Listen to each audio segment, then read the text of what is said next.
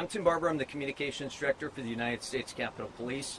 Obviously, today's a very big day, and this is why we wanted to alert you to what happened today and the action that our officers took. United States Capitol Police Chief J. Thomas Manger is going to give you a brief synopsis as to what happened today, and then he's going to answer a few questions, keeping in mind that obviously this just happened this afternoon, and there's some details that we have to hold back as investigators do their work. Here's Chief Manger. At about 12:20 this afternoon, a white male entered the south entrance of the Capitol Visitor Center and approached the screening area.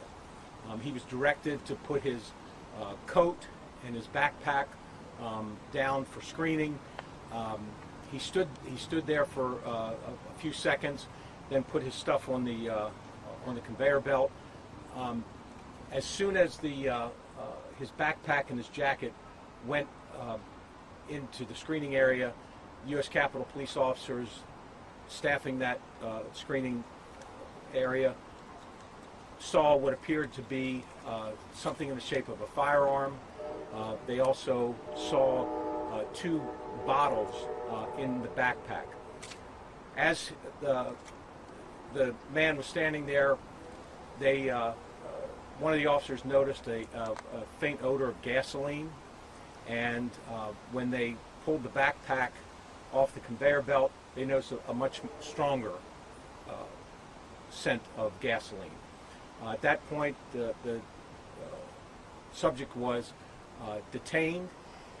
He was placed under arrest. We found a flare gun, a lighter, and a torch lighter in his jacket. There was also other articles in his backpack, and he is now in custody. And again, very active investigation. We located his vehicle. That was several blocks away.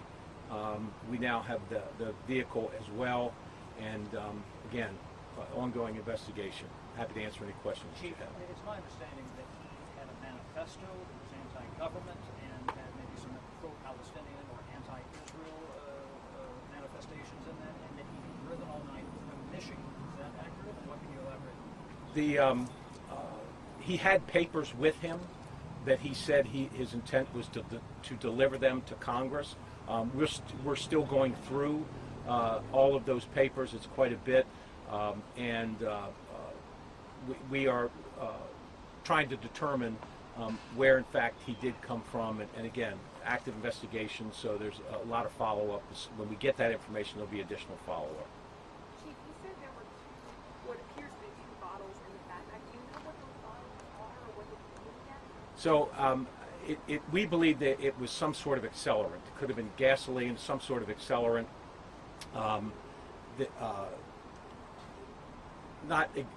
I've heard a couple of different things about what may have been in the bottles.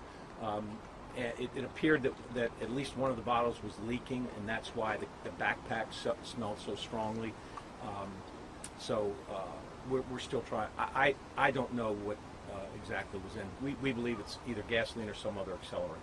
Did your officer say what his demeanor was like when he was asked to put his items down and go to the screen? He was very compliant. Watching the video, as he approached the Capitol Visitor Center, he was walking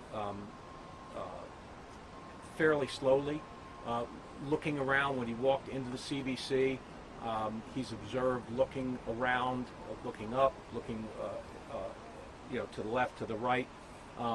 And it was actually then that one of the officers came up and said, "Sir, you need to put your stuff on the machine." And he hesitated for a moment. The officer told him again. That's when he got closer to the screening area and put his stuff on the conveyor belt.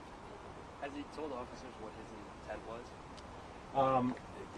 He made a few statements to the officers, but he's being interviewed now by the investigators, and so we haven't gotten the results of that interview yet. Chief, the Capitol Visitor Center was closed to anybody coming in, but I talked to a number of people who were already inside who had no idea what was going on outside what was the thinking of allowing the people who are already in there to remain in there as opposed to maybe evacuating? Well, he was in custody, and we had his belongings, so we closed the visitor center after he came in, and we determined what we had, so no one else could come in. The people that were inside the visitor center were further inside the visitor center, and were not in any danger. Chief, did it happen at this entrance behind us or on the other side? It happened right, the one on the to your left. Okay. It's a south entrance. And do your officers have a working theory? Did he plan to light himself on fire, light something else on fire? Do we know? It's hard to tell. He had some articles in his backpack that he may have wanted to set on fire. It did not appear that he had doused all of his clothing. There was some of his clothing that smelled like gasoline, but not all of it. So it's really unknown at this point what his intention was. In light of the situation, will there be any additional security measures taken, and how long will they be taken? Well, we're on certainly on a heightened alert, and have been for the days up till the election day today, and we have an enhanced posture in terms of our security